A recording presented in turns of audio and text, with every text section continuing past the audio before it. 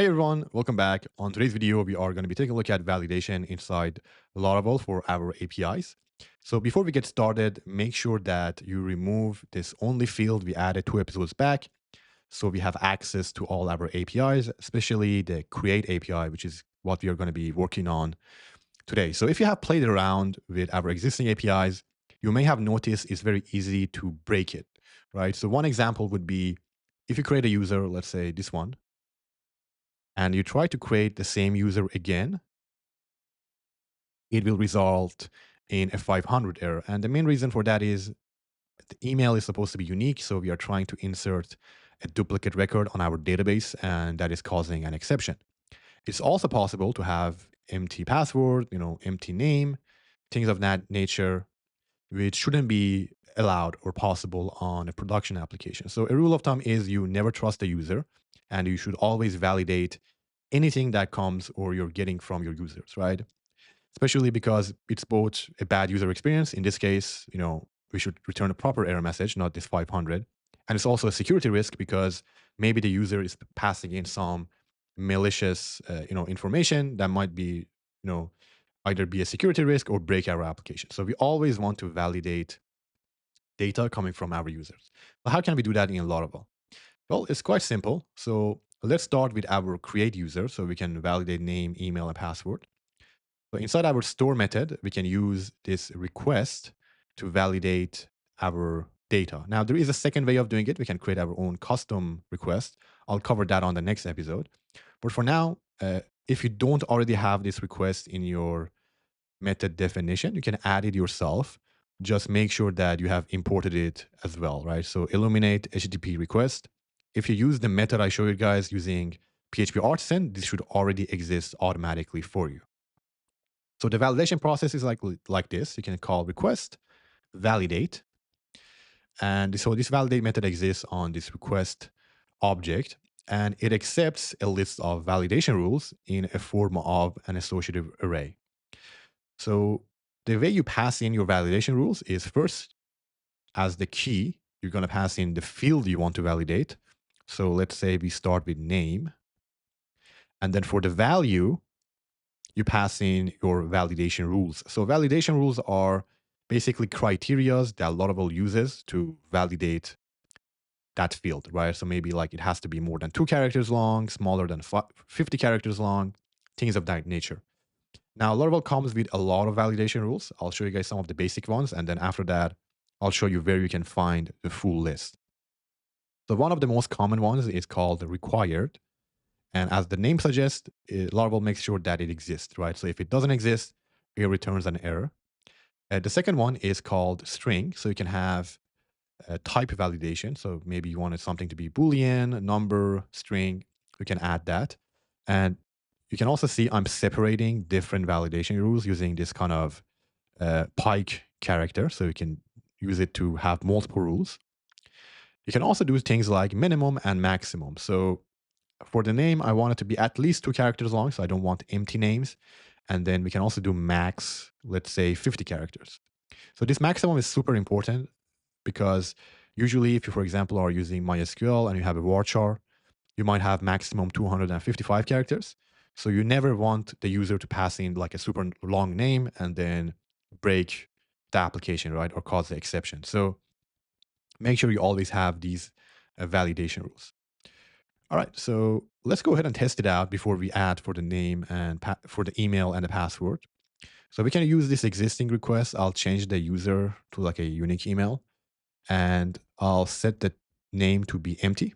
So if we send a request again, we should see some error. I'll show you guys more a bit in a second. As you can see, we get a 200 request. And the reason is right now, Laravel is treating this like a web request.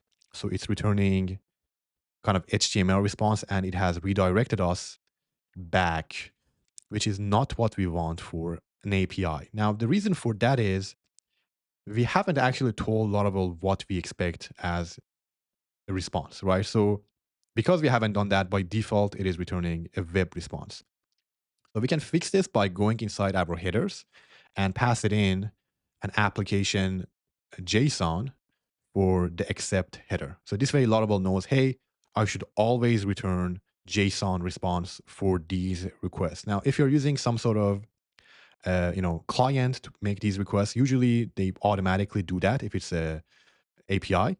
But because we're testing with Postman, it wasn't here by default. So I wanted to just kind of mention this here. I will later also show you guys how to enforce this, even if the client forgets to pass in this accept JSON header. So, but that would be on later episodes. For now, make sure you are always passing this in so you're getting a JSON response. So let's try again. And as you can see, now we get a 422. So it's being treated as an API. So we are returning a proper response instead of redirecting. And we can see the error message is very nice and well formatted. We can also add, let's say, one character. And now it tells us it has to be maximum, 2 characters long. So very nice. Let's now add the validation rules for email and passport as well, real quick. So for email, it's going to be quite similar to name, but I add one additional validation known as email. So this is built into Laravel and it makes sure what the user is passing in is a valid email, not some random characters, which before this, technically they could have passed this in as the email. And one more thing we want to do is we want to make sure the email is unique. So this is also something that Laravel is built in with. And there is a unique validation rule. And the way it works is you first call unique, double colon. Next up, you're going to pass in the table you want to check for this unique field for. So in this case, we are validating the user. So we need to put in users. So it should be your table name. Then a comma, followed by the column you are checking for duplicates on. So we want to check for duplicate emails. So we put email here. So if you make a request, Laravel quickly checks the email the user passed in against the users table and the email column. And if it finds a duplicate, it returns an error message. And yeah, that's it. So it's super basic validation for the email. You can also have min max if you guys want here. So in this case, let's say I'll do that as well. I put a maximum of 50 characters and then maybe let's have the minimum as well. So minimum of 5 characters. All right, just like this. And lastly, let's do password as well. I'll keep it super simple for the sake of time. So we do required. Let's say we do min 8 characters and then maximum, let's set it to 20 characters. All right. So very basic. Now let's verify this email and unique validation as well. So if I go back, I'll put a proper name, but I break the email. So it's like it's not a valid email. Let's try again.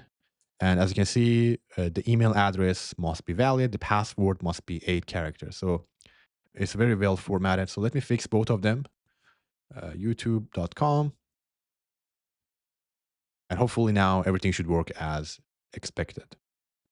And bam, as you can see, guys, now we're able to create the users and we're doing basic validations. So now that I've showed you guys this, you may be asking, well, what other rules are available? Now you can memorize these. You can refer to YouTube videos or tutorials.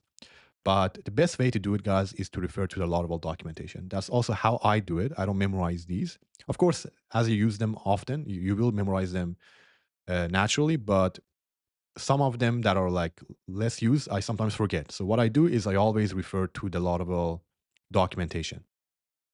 So to find it, just open up the Laravel website, go under docs or wherever the documentation is in case the UI changes. And in the top search bar, just search for validation. And it should be the first item, maybe the second item. So just click on it and you will be on the validation guide section of the documentation. So you can manually scroll down until you find the list, or you can use this right navigation. And if you scroll down on it, there should be a section for available validation rules. So click on that. And as you can see, this will be the list of built-in validation rules. Now you can create your own custom validation rules as well. That's a bit more advanced. So it's going to be outside the scope of this video, but the existing ones probably cover, 95 to 99% of your use cases. So take a look at this list and it probably has the validation rule you're looking for. So it supports dates, files, for example, for database, we use unique, there is a exist. There's like random utility ones, right? So take a look at this list. It's quite extensive and covers most common use cases. All right. So that's it, guys, for today's video. It was a very basic episode. On the next episode, we're going to cover a different way of validating using requests. So our code is going to be a bit cleaner and also maybe reusable. So you can reuse the same validation rules on multiple methods or APIs. But that's going to be for the next episode. I hope you enjoyed. If you have any questions, let me know. And I see you guys on the next video. Have a great day. Bye.